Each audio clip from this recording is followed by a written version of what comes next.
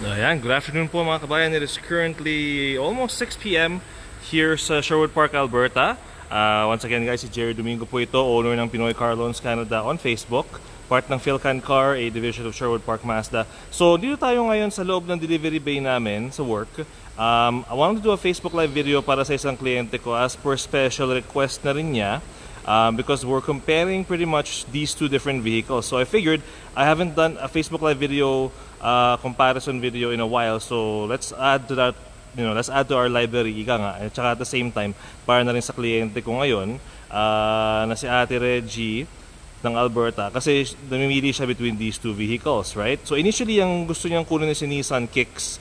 Pero sabi ko, Nissan Kicks is a very terrible purchase decision because bibili ka na nga ng SUV, bakit ka pa kukuha ng front wheel drive? Nagsayang ka lang ng pera mo. So, with that being said, something similar in size to the Nissan Kicks would be these two vehicles here. So one is the Mitsubishi Eclipse Cross and the other one is the Nissan Qashqai. Right? So sa mga hindi nakakaalam, the Qashqai and the Kicks are almost the same size.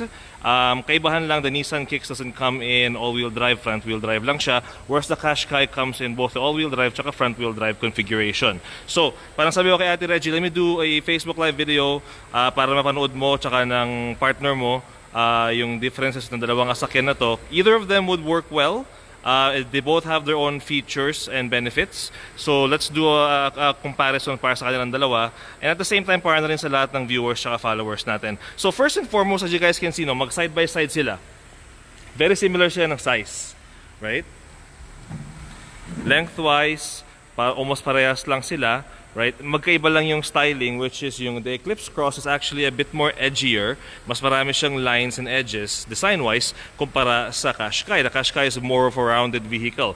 So, yung itsura ng Qashqai actually, it reminds me a lot ng mga lumang CRV. Yung parang pagong yung likod. Right? Whereas the Eclipse Cross, yung sa likod niya, pointed, very edgy yung design sa likuran. Right? So, just to give you a bit of information, itong Eclipse na to is not the base model. This is the Eclipse Cross Midnight Edition. So ito yung all-black na version. Whereas this Qashqai here is the SV sunroof package. So hindi sila base model, mga mid-trim sila. So looking at well sa gulong, so both of them have the alloy rims, right? Same as the Eclipse Cross dito. Of course, ito lang kasi blacked out kasi Midnight Edition tong Eclipse Cross natin. Whereas tong tong Qashqai hindi siya. So SV lang siya. So pareho silang alloy rims, right? Size-wise ng gulong, I believe the same din sila. 17, 18. Mas malaki ng konti yung sa Eclipse Cross, right? So styling sa gilid, almost parehas lang din. Black on black with the nice chrome trim.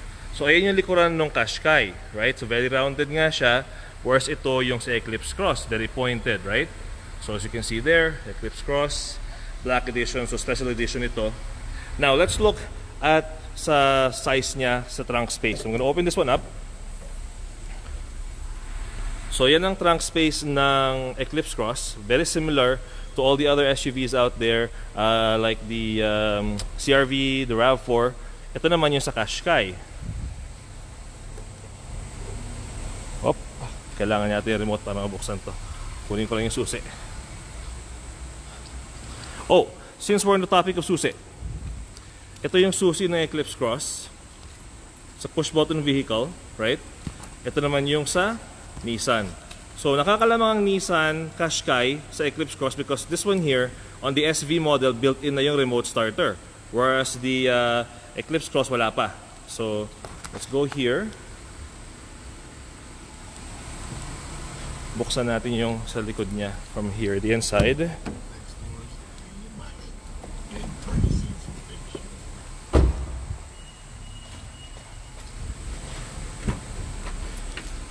So trunk size, almost very similar as you can see. Ito yung sa Qashqai. Ito yung sa Eclipse Cross. Kasi they're both in the same class of SUVs right? And same yung katawan nila, almost same size din. So yan yung kanyang trunk space dito. So backup camera is over there. For the Qashqai, same thing then. Backup camera is over here naman. Okay. Pareho silang all-wheel drive, so it's good. Now, the main difference between these two is yung makina nila. Because The Qashqai runs on a 2.0 liter 4-cylinder, normally aspirated engine, so regular engine, whereas the Eclipse Cross runs on a 1.5 liter turbocharged engine, right? So doon pa lang magkaiba na sila. They both have their own features and benefits, right? One other thing I'm gonna point out there, if you look at the headlights, so you have yung LED daytime running lights, but yung regular na yellow na ilaw for the headlights for the Qashqai, same thing for the fog lamps, whereas the Eclipse Cross has the nice white na headlights, tsaka yung daytime running lights niya, LED rin. Fog lamps are a lot bigger, significantly bigger kumpara sa Qashqai. So these features here play prominently kung marami kang out of town driving, right? And you need better visibility kumpara sa dilaw na ilaw nito. For me, that's a big deal. So looking on the inside naman ng sasakyan, let's go on the passenger side. So passenger side, yan ang upuan niya. Yan ang legroom niya, right? And let's look at the Eclipse Cross.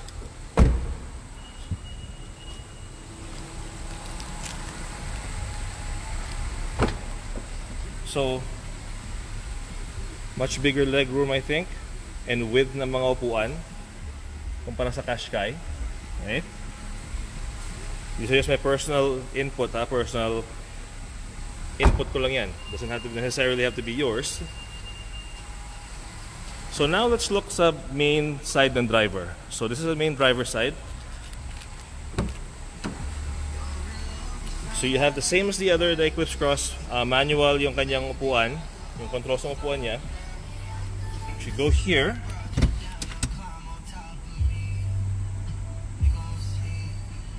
yan. So, patayin ko lang yan.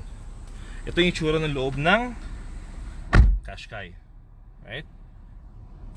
Very nice visibility pa rin, right? Push button start, as you guys know. And sa mga loyal followers ko, alam nyo kung gaano kamahal palitan yung mga susi niyan. From my own personal experience on the Outlander. So you got dual zone climate controls, right? You have your USB ports here, right? Yung plugs, aux cable input, heated seats for both driver and passenger. Not much there in the middle console. Yung screen niya medyo may kaliitan. Ayan yung kanyang backup camera. Ayan yung kanyang sunroof. So Nissan wise kasi, ang main features ng Nissan is very much like Kia tsaka Hyundai. Very heavy sila sa features, even sa mga base tsaka mid-trim models nila. So in this one here, it has the heated steering wheel. Of course, it has eco mode, right? And of course, yung sa all-wheel drive. All-wheel drive, you can lock it or not. Rear differential lock po yan, right? Hindi siya ibig sabihin na full-time all-wheel drive naka-lock. Magkaiba yun. So you got the digital speedometer, you got fog lamps, right? Everything a modern vehicle has, meron to. Pero size-wise, legroom-wise, ako I'm 6'10", 6'11", I haven't checked in years. Pero medyo cramped yung space ko dito sa tuhod.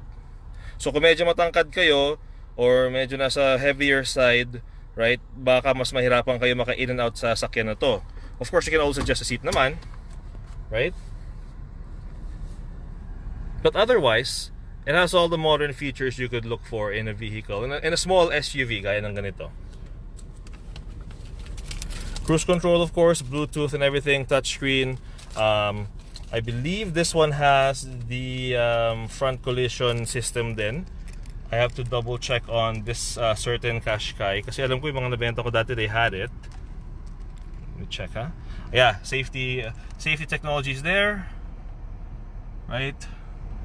Blind spot monitors, meron din ito. So dito siya, mag-iilaw to kapag may sasakyan sa blind spot mo. Tire pressure monitor system habang nag-drive ka. You can tell yung takbo ng all-wheel drive mo kung umaandar ba siya. Yan, driving aids, let's see. Emergency braking system tsaka yung blind spot monitor. That's the main thing na meron to. Okay? So, as you can tell, it's a solid vehicle. Solid vehicle siya. Now, doon naman tayo sa Eclipse Cross. Now, personally kasi, para sa akin, mas gusto ko itong Eclipse Cross. Mas gusto ko yung design niya, right? Mas more modern, mas more aggressive tignan. But lalaki ako, right? Yung kliyente ko babae. So maybe mas gusto niya ng softer look, which is the Qashqai, right? So let's look naman sa Eclipse Cross. So same thing. Power ay manual lang yung kanyang upuan. Now, if you notice, somebody like me na 5'10", mas better ang legroom niya kumpara dun sa isa, right? Another defining feature na meron to is yung screen niya is set up like this, which actually provides a lot better visibility pag mataas ang araw kumpara sa regular na ano. Features wise, it also has the heated seats. It also has the all-wheel drive control, parang yung kanina sa Nissan Qashqai. It also has a heated steering wheel and the eco mode. So very similar sila features-wise. Dual zone temperature controls as well. Main gimmick ng Eclipse Cross, I'm gonna turn yung volume down na. Hindi ko feel yung music na ganito eh.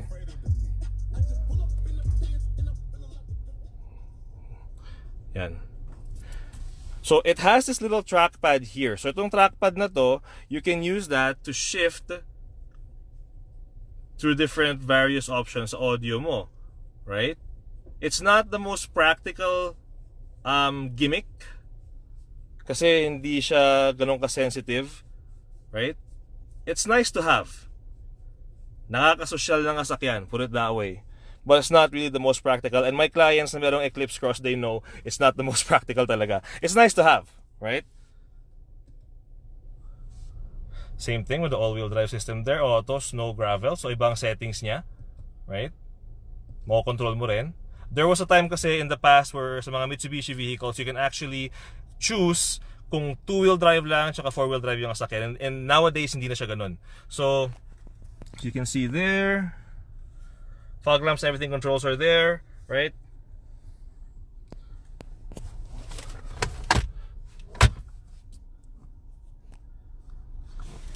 Trying to find what else is different kumpara sa isa. Middle console, ganun din. It's got a nice little red illumination. Two USB ports here compared to dun sa isa. Wala siyang aux cable port pero meron siyang plug. Now, the main thing with both vehicles po, I believe I'll check mamaya. The main thing with both vehicles, no, yung Qashqai meron yata. The Qashqai has a CD player. The Eclipse Cross does not have a CD player. Wala siyang CD player, as you guys can see. So kung you're stuck in the old ages and nagbo-burn pa rin kayo ng CD like we did back in the 90s, right? The Eclipse Cross will not have a CD player. Dalim na lang yung Walkman mo, saksak mo yung aux cable, right? Pero yung Qashqai SV meron siyang CD player. Ito rin, wala siyang sunroof, right? But space-wise, mas malaki siya legroom-wise. Mas comfortable siya, right? And the fact that it has a larger wheelbase, it's a bit higher off the ground kumpara dun sa Qashqai, right? Now, same thing there. This has the blind spot monitor, which is yung sa gilid na yun. Mag-iilaw siya, mag-blink siya doon. Whereas yung Qashqai dito sa loob, yung orange na ilaw dito. This one, I believe, does not have the front collision system like the Nissan Qashqai, right? So features-wise, besides the gimmick, very similar, right? I like this better a lot kumpara dun sa sa maliit na screen. And of course, yung backup camera din. Oh, it's a bit bigger compared to sa SV. Now, here's the part kung saan mananalo yung Mitsubishi Eclipse Cross. The Eclipse Cross wins on warranty. Mitsubishi warranty is the longest one sa mga Asian-produced Japanese cars. Given the fact na nag-blur yung camera ko. Given the fact na the Mitsubishi has a 10-year powertrain warranty, whereas Nissan has the 5-year powertrain warranty, right? On top of that, Mitsubishi has the 5-year roadside assistance. Nissan has a 3-year roadside assistance as well, right? So much shorter term sa Nissan, mas mahaba sa Mitsubishi. If you want that extra peace of mind, suggestion ko, go with the Mitsubishi. Now, the main difference between the two kanina, right? This is on a 1.5 liter turbo engine. This one here is a 2.0 liter regular aspirated engine.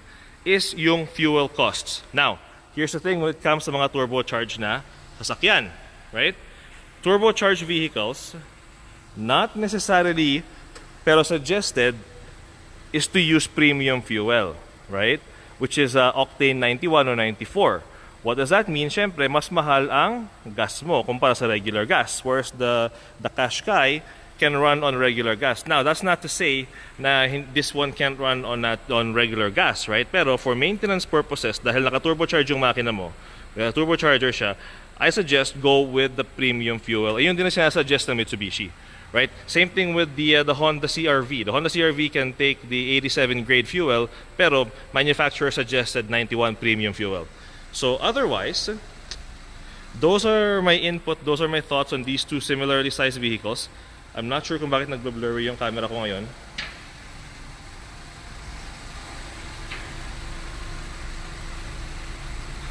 But otherwise, as you guys can tell, very similar in shape, very similar in features, right? This one has a sunroof, this one walang sunroof, this has the more modern look. This looks like the Pagong from the older SUV models, right? Regular engine, turbocharged engine, bigger lights, brighter lights, regular lights, right? Price point wise, very similar din sila. Now, I'm only talking about pre-owned cars here, guys. Kasi these are both pre-owned models, no? Nakaasar na ako bakit hindi nag-autofocus yung camera ko eh. Palang. Ayaw talaga. Ibahin ko lang ulit yung ano. Yun, okay na siya. So yeah. So between these two vehicles, guys, you can't really go wrong, right? Parang sabi ko kay Ate Reggie, right? Either these two would work sa approval namin. These two vehicles here are priced really good for pre-owned models, right? So kung kayo ay nasa, shopping around the budget section or maybe subprime, these might work for your approval, right? New-wise, alam ng mga kliyente ko, I don't usually suggest buying brand new. Pero I believe the Eclipse Cross brand new is around 35 or 34,000. The Qashqai, I believe is mga 32, 33. So very little lang ang difference nila price point wise. Pero features wise tsaka looks wise, magkaiba sila. So it's really gonna come down to kung ano yung mas feel mong look. Do you like yung look ng Qashqai? Na ganyan na itsura niya?